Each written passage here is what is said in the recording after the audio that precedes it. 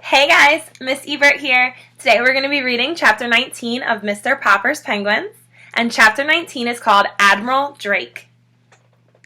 So Mr. Popper, with Captain Cook, Greta, Columbus, Louisa, Nelson, Jenny, Magellan, Adelina, Scott, Isabella, Ferdinand, and Victoria, was bundled into the patrol wagon and hustled off to the police station. None of his pleas could move the desk sergeant. "That theater manager is pretty mad at the way you busted into his theater, so I'm holding you. I'm going to give you all a nice quiet cell, unless you furnish bail. I'm putting the bail at $500 for you and $100 for each of the birds." Of course, Mr. Popper did not have that much money about him. Neither did Mrs. Popper, when they telephoned her at the hotel. The hotel bill was paid for several days ahead, but she had no cash. The check for the final week's salary was not due until the end of the week. Indeed, it now looked as if the Poppers would never see that check, since they could not get the Penguins out of jail long enough to put on their act at the Royal Theatre. If only they could have got in touch with Mr. Greenbaum.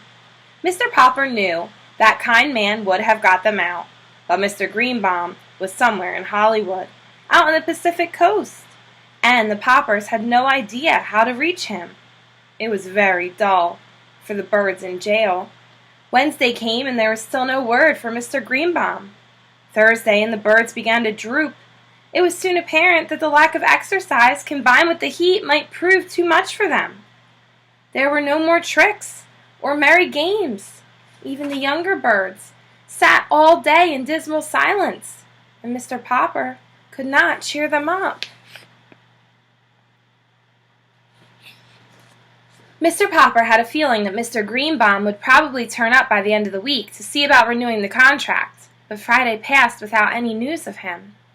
Saturday morning Mr. Popper got up very early and smoothed down his hair. Then he dusted off the penguins as well as he could, for he wanted everything to look as presentable as possible, in case Mr. Greenbaum should appear. About 10 o'clock there was a sound of footsteps in the corridor, and a jingling of keys, and the door of the cell was opened. "You're free, Mr. Popper. There's a friend of yours here." Mr. Popper stepped out into the light, with the penguins. "You're barely in time, Mr. Greenbaum," was what he was about to say. But his eyes became accustomed to the light, and he looked again. It was not Mr. Greenbaum at all who stood there. It was a great bearded man in a splendid uniform, smiling. He held out his hand to Mr. Popper. "Mr. Popper," he said, "I am Admiral Drake." "Admiral Drake?" gasped Mr. Popper. "Not back from the South Pole?" "Oh, yes," said the Admiral. "The Drake Antarctic Expedition ship returned yesterday. You should have seen the reception New York gave us. You can read about it in today's paper.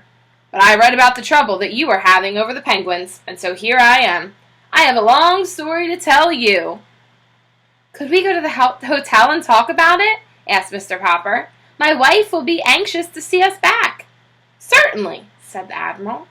And when they were all settled in at the Poppers' rooms in the hotel, with the penguins clustering around to listen, Admiral Drake began.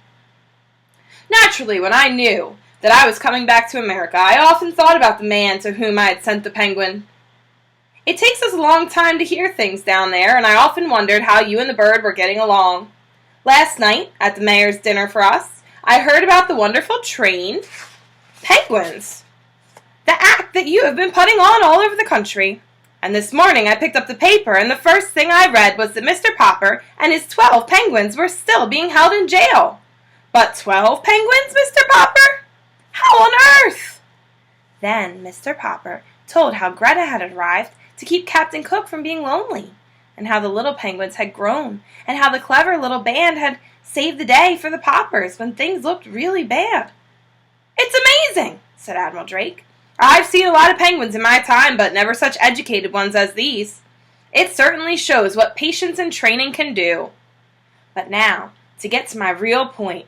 Mr. Popper, you probably know that I have explored the North Pole as well as the South Pole." "Oh, yes," said Mr. Popper, respectfully. "I have read books about both your Arctic and Antarctic expeditions."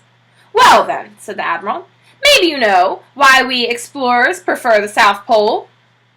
"Could it be on account of the penguins, sir?" asked Janey, who had been listening very hard. Admiral Drake patted her on her head. "Yes, my dear.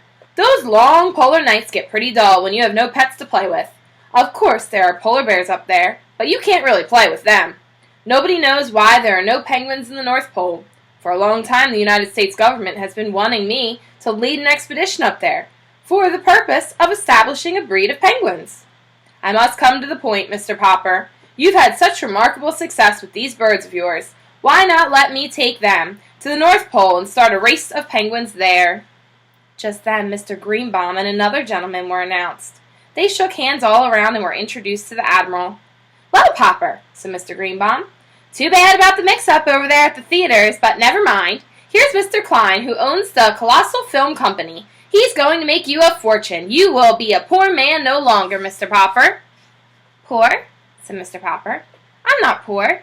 These birds have been earning us $5,000 a week." "Oh, $5,000, said Mr. Klein. "What's that? Pin money! I want to put these birds in the movies, Mr. Popper. We've got a story department working on stories for them already. Why, I'll put each of those birds under a contract that will keep you and the missus on Easy Street for the rest of your lives." "Papa," whispered Mrs. Popper, "I don't want to live on Easy Street. I want to go back to Proudfoot Avenue." "Better consider," Mr. Popper said the Admiral. "I can't offer you anything like that." "You say those men in the North Pole get lonely because there's no penguins?" asked Mr. Popper. "Very lonely," said the Admiral. "But if there were penguins up there, mightn't the polar bears eat them?" "Oh, ordinary penguins, yes," said the Admiral.